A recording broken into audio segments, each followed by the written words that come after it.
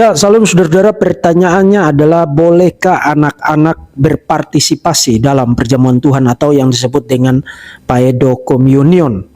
Nah, pertanyaan itu harus didiskusikan sekarang, sangat penting untuk didiskusikan sekarang, karena setahu saya sejumlah gereja mainstream di Indonesia mulai bergerak ke arah itu, memperbolehkan anak-anak menerima roti dan anggur di dalam perjamuan Tuhan. In fact, tadi pagi ada seorang anak Tuhan dari sebuah gereja mainstream di sebuah daerah yang mayoritas Kristen di Indonesia menelpon saya dan mengajukan pertanyaan itu. Rupanya itu sudah menjadi satu isu yang hangat diperbincangkan.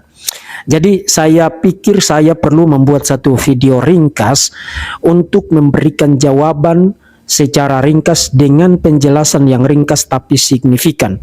Nah, tentu saja isu ini, saudara-saudara, bisa dibahas dari aspek sejarahnya, dari aspek eksegetikalnya, dari aspek sistematika atau dogmatika atau doktrinalnya. Itu semua tidak akan saya lakukan secara detail di sini.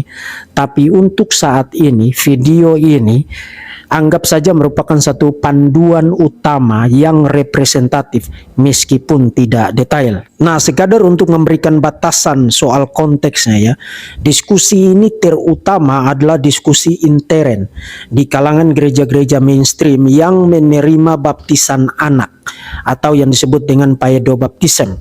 Nanti Anda akan lihat di dalam presentasi ini kaitan tidak terpisahkan di dalam argumen-argumen terkait dengan isu ini.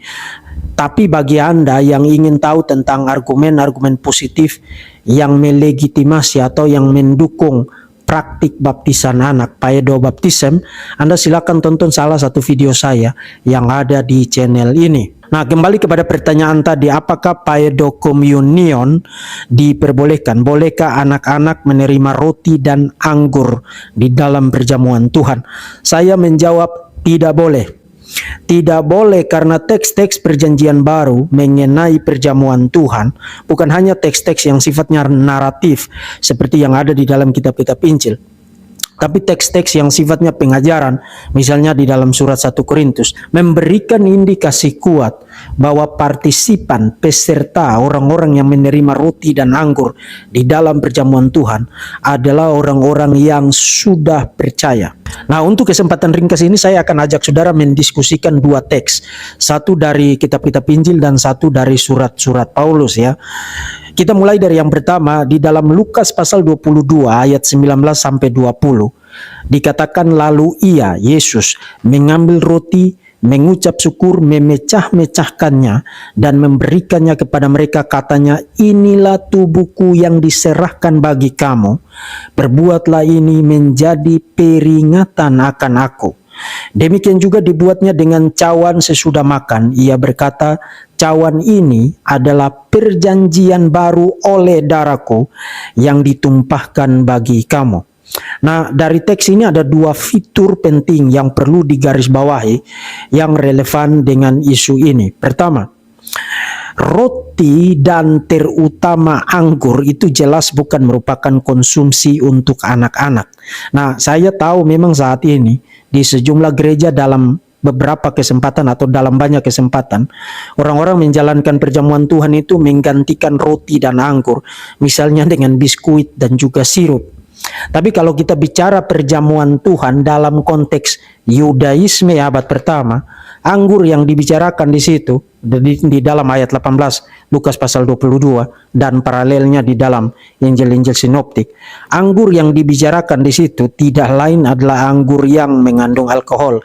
Itu bukan sesuatu yang perlu diperdebatkan, dan konsumsi ini satu kali lagi jelas tidak diperuntukkan bagi anak-anak. Dan kedua, Yesus menyatakan bahwa perjamuan Tuhan yang menggunakan roti dan anggur itu dilakukan sebagai peringatan akan Dia.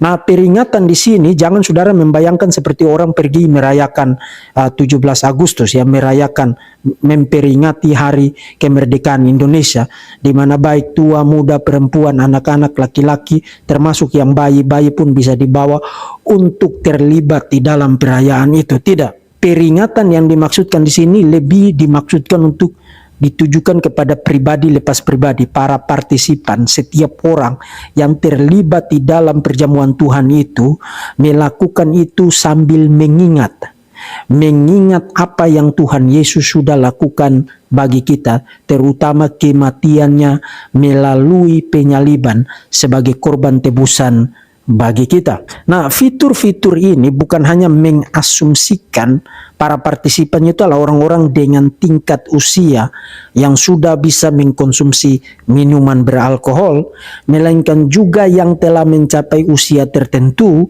untuk menyadari akan apa yang telah Kristus lakukan.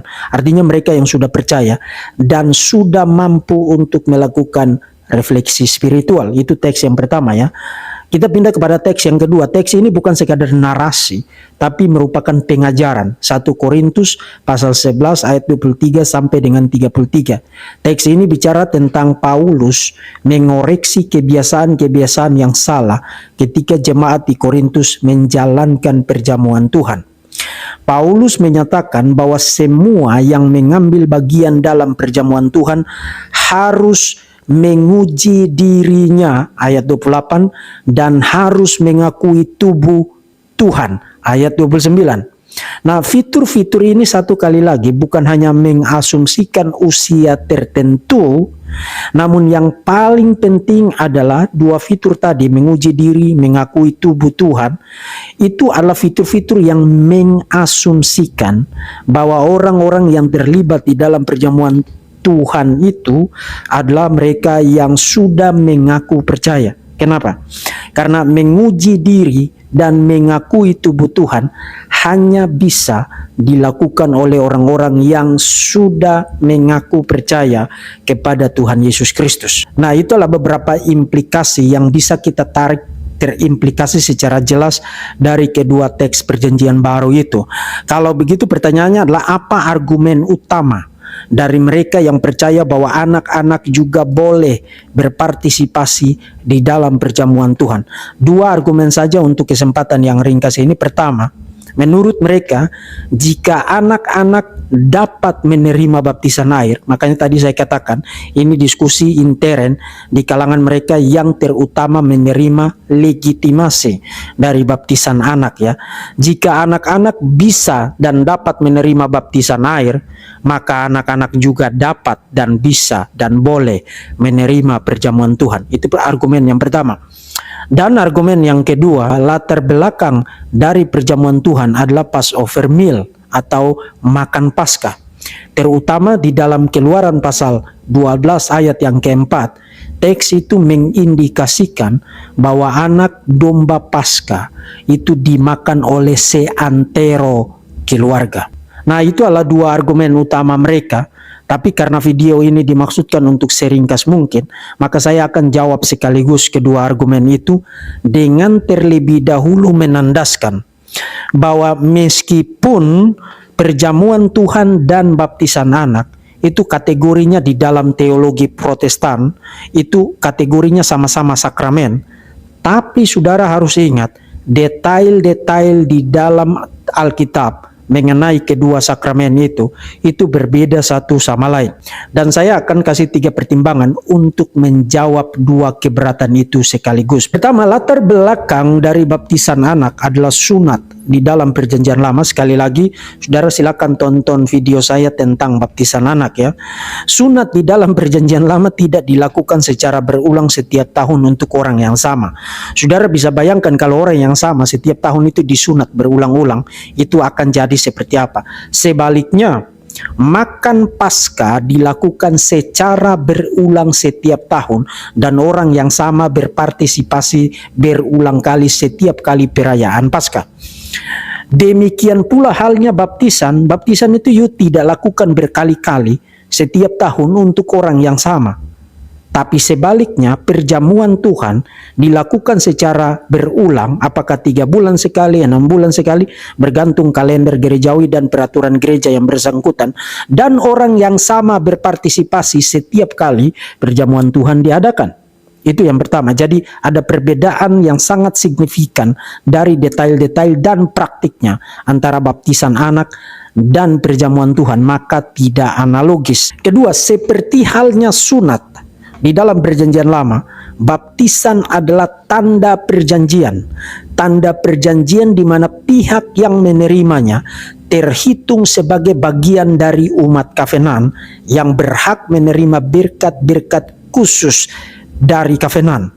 Artinya seperti halnya sunat, baptisan dimaksudkan untuk menjadi ritual awal orang itu terhisap ke dalam umat Kavenan. Nah, berbeda dengan itu, perjamuan Tuhan dimaksudkan untuk mereka yang sudah, bukan baru mau, sudah menjadi umat Kavenan. Jadi satu kali lagi, tidak analogis. Dan yang ketiga, ini menjawab khusus argumen yang kedua tadi ya. Meskipun data mengenai baptisan di dalam perjanjian baru terutama adalah baptisan bagi yang sudah percaya ya, credo baptism. Tapi sebanyak 4 kali di dalam seluruh perjanjian baru kita mendapati apa yang disebut dengan formula oikos, baptisan untuk seisi rumah atau sekeluarga. Kisah Rasul pasal 16 ayat 15 bicara tentang Lydia dan seisi rumahnya dibaptis. Kemudian Kisah Rasul pasal 16 ayat 32 sampai 33, kepala penjara di Filipi dan seantero rumahnya, seisi rumahnya dibaptis.